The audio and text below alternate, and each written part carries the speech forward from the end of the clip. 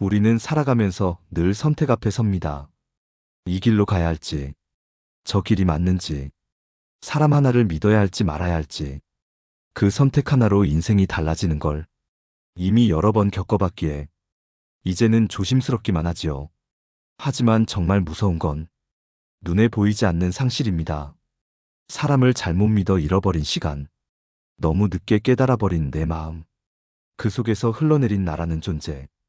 나이가 들면 이런 손실이 더 크게 다가옵니다. 젊을 땐 새로 시작하면 된다고 했지만 이제는 시작보다 견디는 일이 많아졌습니다. 그리고 그 견딤 속에서 우리는 묻습니다. 나는 누구에게 기대야 하나? 누가 내 이야기를 들어줄까? 이 외로움과 두려움을 어떻게 견뎌야 하나? 오늘 이야기의 시작은 그 질문에서 비롯됩니다. 지금 이 순간, 당신은 인생의 가장 조용한 위기 앞에 서 있을지도 모릅니다. 눈에 띄진 않지만 조용히 마음을 흔드는 상실과 외로움, 그리고 무엇보다 누구에게도 꺼내기 어려운 무너지는 마음. 그때 필요한 건 생각보다 단순한 것이었습니다. 종교, 믿음, 누군가에게 나를 내어 맡긴다는 감각. 이 단어들이 주는 느낌은 사람마다 다를 수 있습니다. 하지만 확실한 건 나이 들수록 이 믿음이 내 삶에 의외의 빛이 되어준다는 사실입니다. 오늘 우리는 이야기합니다. 믿음이 왜 필요한지, 왜 나이 들수록 종교가 삶을 단단하게 지탱해주는지, 그 이유와 주의할 점을 함께 나눠보려 합니다. 이야기를 열기 전에 한 사람의 사연을 들려드릴게요. 서울 구로동에 사는 김순자 어르신은 70이 넘은 나이에 홀로 살고 계십니다.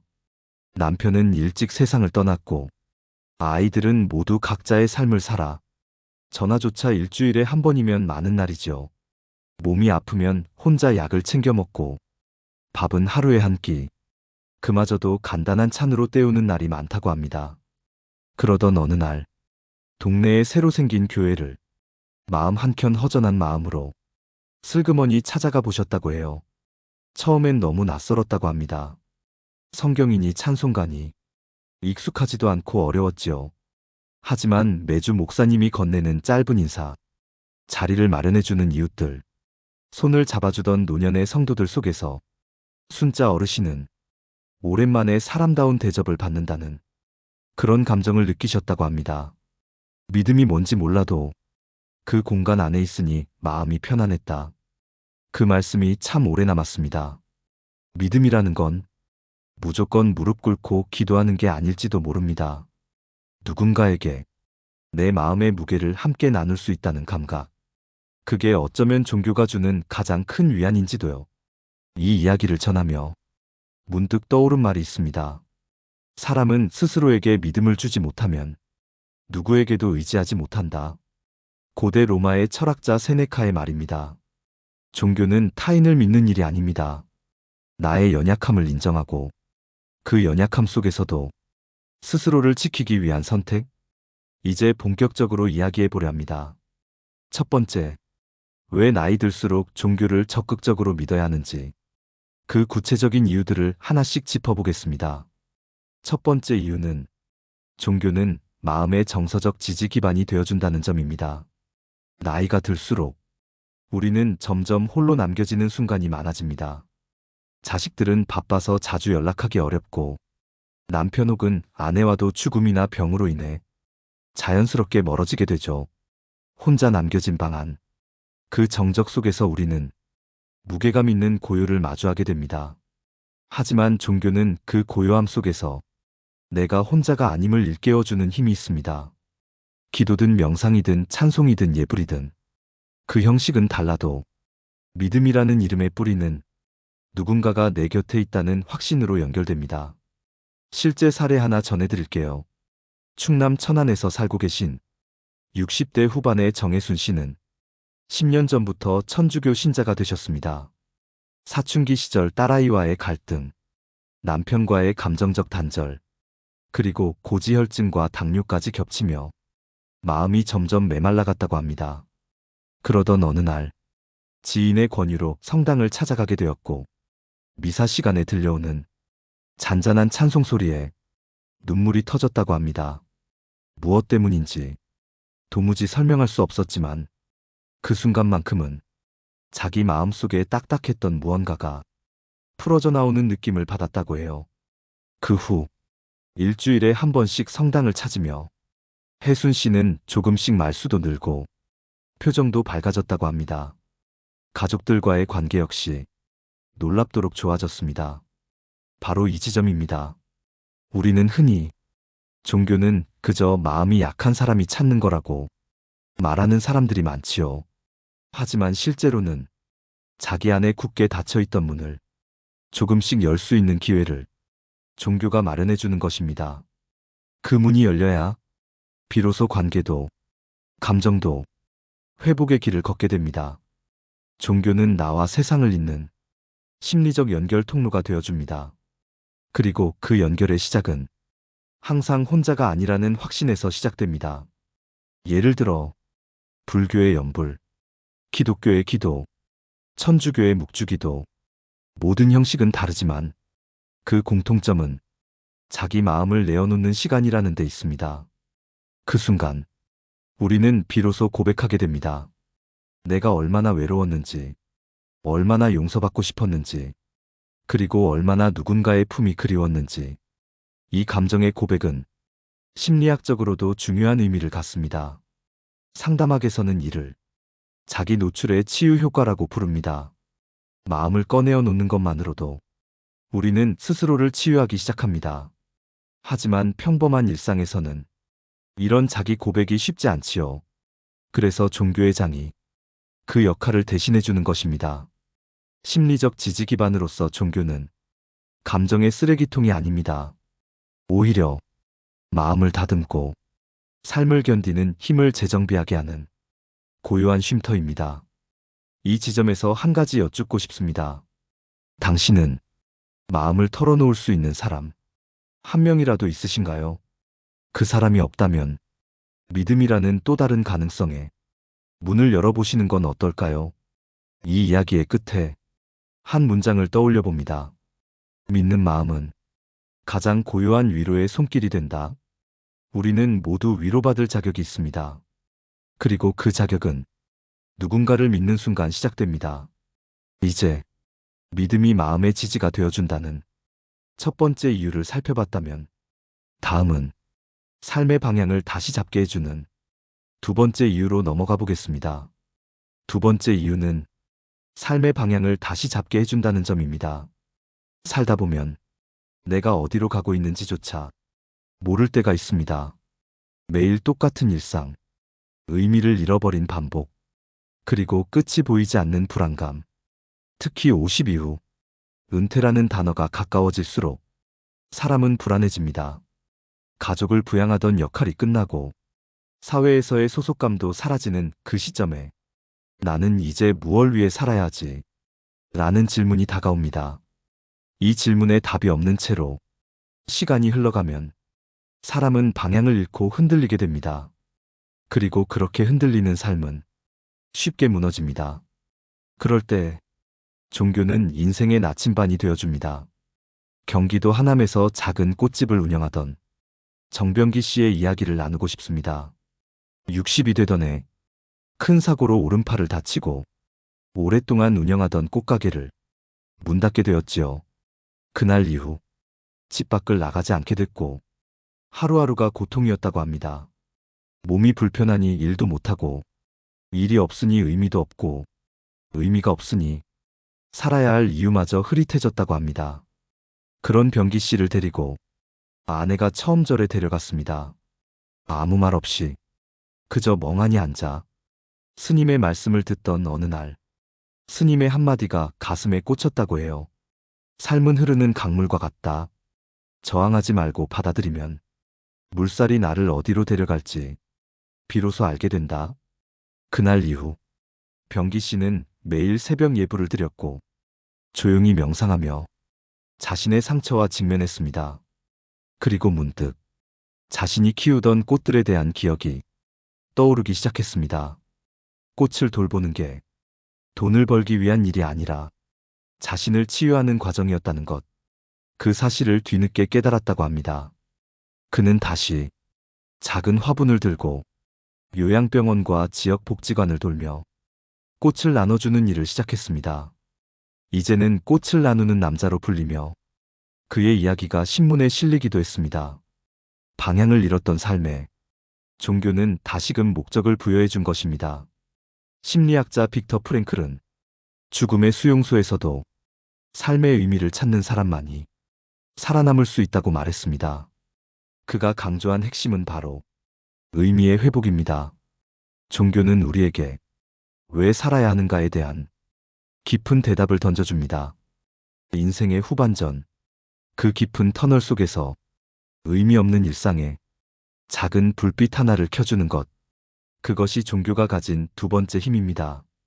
자신을 위한 기도, 타인을 위한 봉사, 공동체 안에서의 연대감.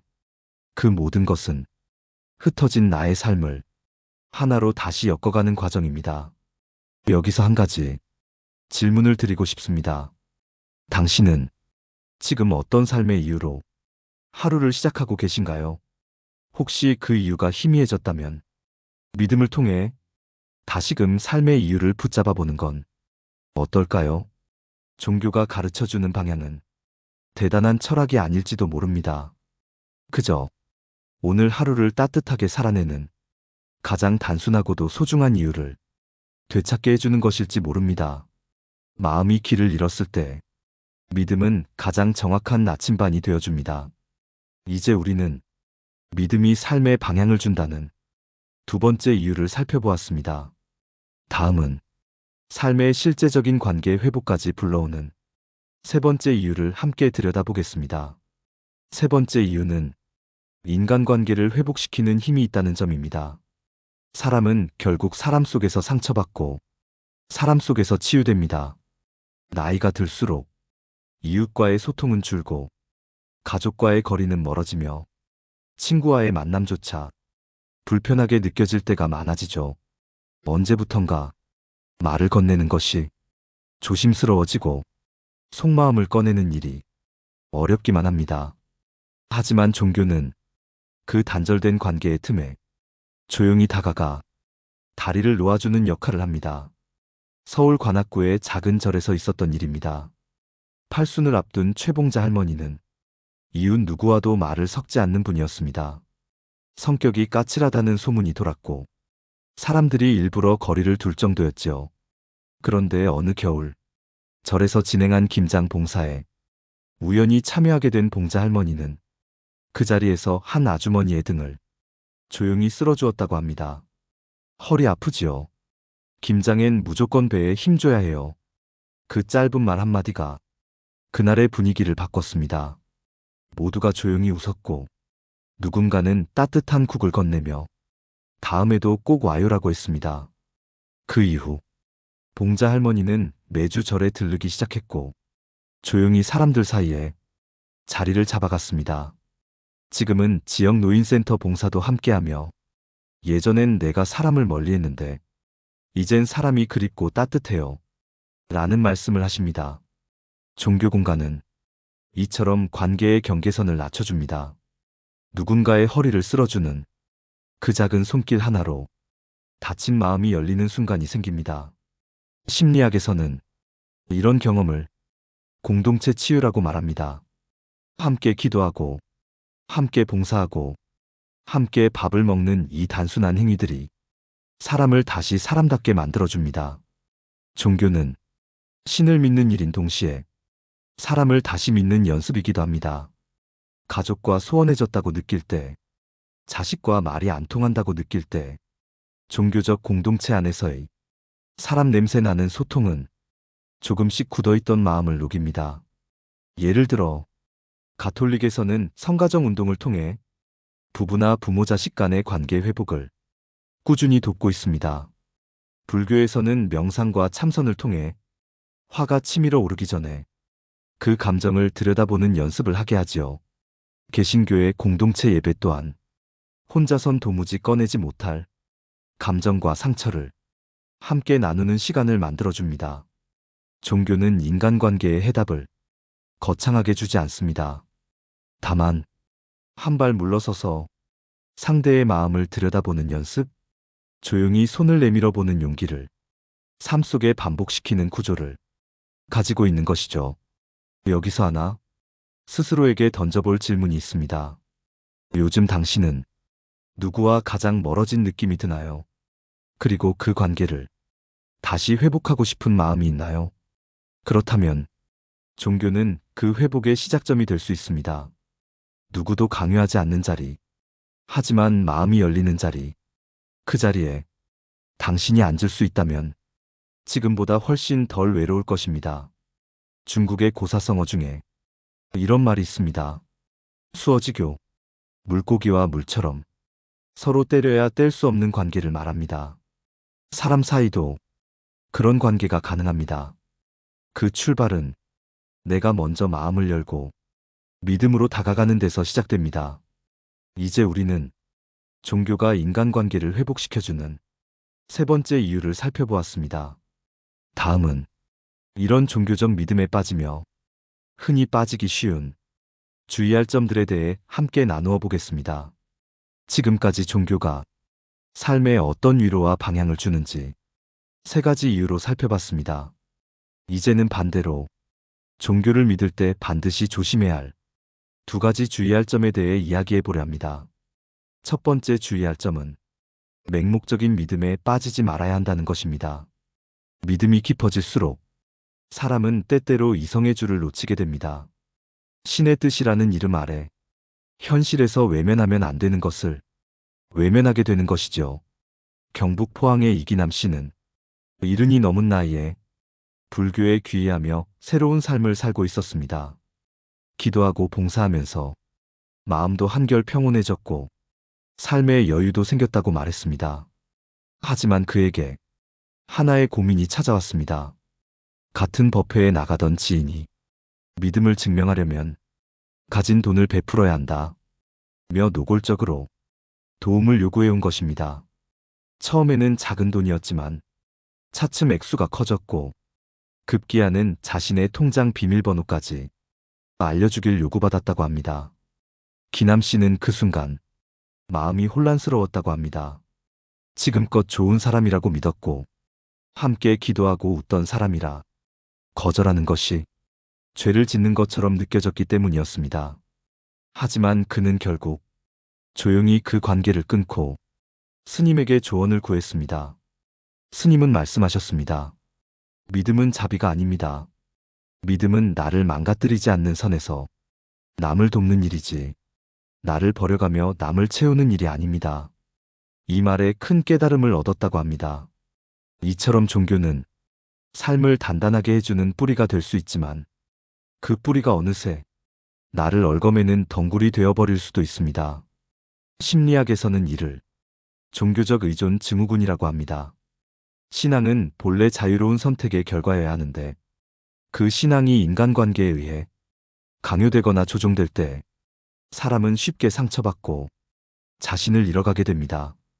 자신의 삶을 책임지는 믿음과 누군가에게 조종당하는 믿음은 전혀 다릅니다. 그러니 기억해야 합니다.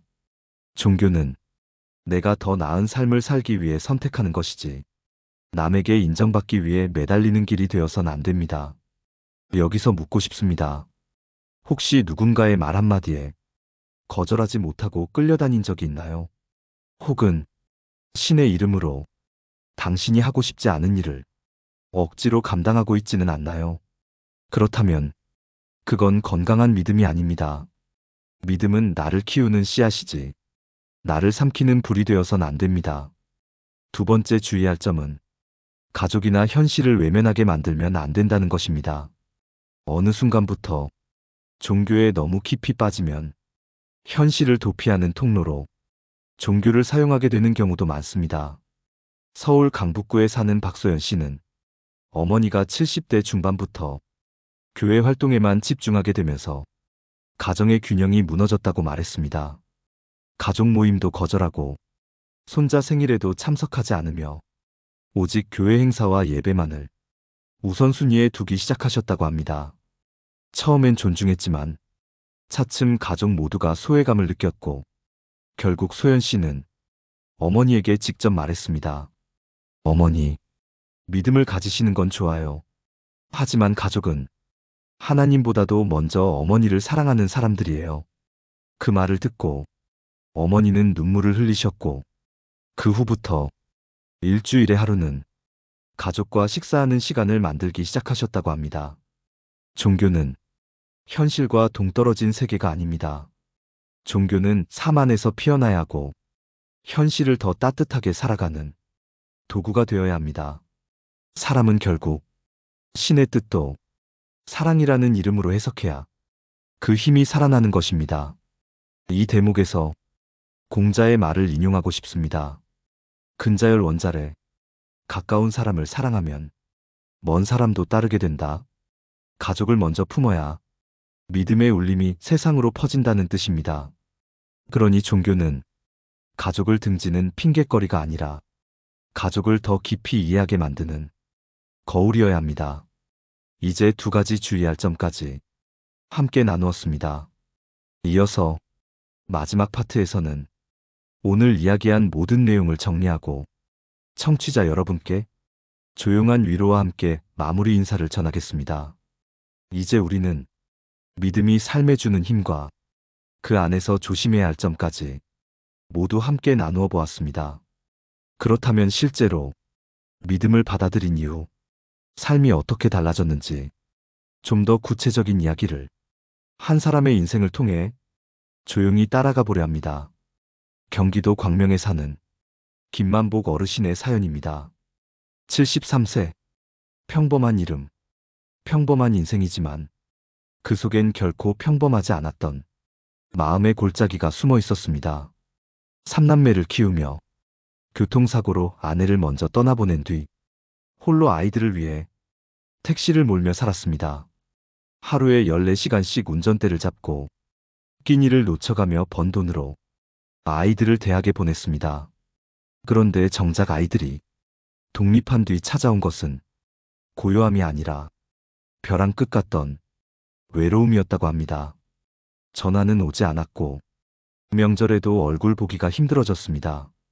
몸이 아픈 날은 응급실 앞에서 혼자 대기하며 텅 빈 핸드폰 화면만 하염없이 바라봐야 했습니다. 그런 어느 날 심장이 아프다는 느낌에 무작정 가까운 병원을 찾았고 의사 선생님의 말에 정신이 멍해졌다고 합니다. 심장이 나쁜 게 아니라 마음이 너무 아프신 겁니다. 그 말에 병원 복도에서 참았던 눈물이 왈칵 터졌다고 합니다. 그날 이후 만복 어르신은 동네 근처 작은 교회를 찾기 시작했습니다. 처음엔 조심스러웠지만 찬송가의 음정 하나, 말씀의 구절 하나, 사람들의 웃음 속에서 자신도 모르게 마음이 풀어졌다고 합니다. 그리고 어느 주일 예배 후 마당에서 어린아이 하나가 그의 다리를 끌어안으며 말했습니다. 할아버지, 우리랑 밥 먹고 가요. 우리 엄마가 김치볶음밥 진짜 잘해요. 그 말에 그는 수십 년 만에 처음 밥을 기다리는 기분을 느꼈다고 합니다. 그 이후로 그는 교회 봉사팀에 들어가 매주 국밥 나눔 봉사에 참여하며 동네 어르신들과의 만남을 이어가고 있습니다. 내가 혼자가 아니었구나. 그걸 알아차리는데 이렇게 오랜 시간이 걸렸어요. 이 말은 지금도 많은 사람들의 마음을 울리고 있습니다. 만복 어르신의 이야기는 믿음이란 삶의 마지막 순간에 조용히 찾아와 지친 사람의 등을 한 번쯤 쓰다듬어 주는 것이라는 사실을 보여줍니다. 믿음은 지식을 더해주진 않습니다. 대단한 계획도 주지 않습니다. 하지만 매일 아침 눈을 떴을 때 살아갈 이유 하나, 기다릴 마음 하나, 함께 나눌 밥 한 끼의 의미를 되살려줍니다. 이 이야기를 통해 다시 한번 여쭙고 싶습니다. 당신은 마음을 누군가와 나눌 수 있는 자리를 스스로 만들고 계신가요? 아니면 여전히 누군가가 다가와 주기만 기다리고 있지는 않으신가요? 믿음은 내가 먼저 내민 손에 따뜻하게 감기는 또 다른 손의 온기에서 시작됩니다. 이제 오늘 나눈 세 가지 믿음의 이유. 첫째, 마음의 지지 기반이 되어주며 둘째, 삶의 방향을 잡아주고, 셋째, 인간관계를 회복시켜준다는 것을 다시금 생각하게 됩니다. 그리고 주의할 두 가지 점. 첫째, 맹목적인 믿음에 빠지지 말 것. 둘째, 현실과 가족을 등지지 말 것.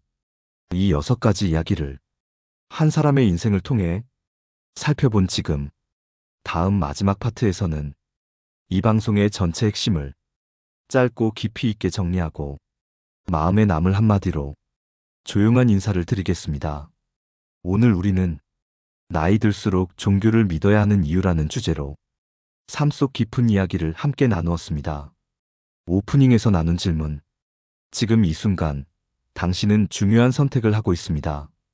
그 선택이 믿음을 받아들이는 일이 될 수도 있다는 것, 이제는 느끼셨을 겁니다. 첫 번째로, 종교는 마음의 지지 기반이 되어줍니다. 홀로 남겨진 시간 속에서 누군가 내 마음을 알아준다는 확신, 기도든 명상이든 그저 나를 바라봐주는 시선 하나가 얼마나 큰 위로가 되는지. 두 번째로, 종교는 삶의 방향을 다시 잡게 해줍니다.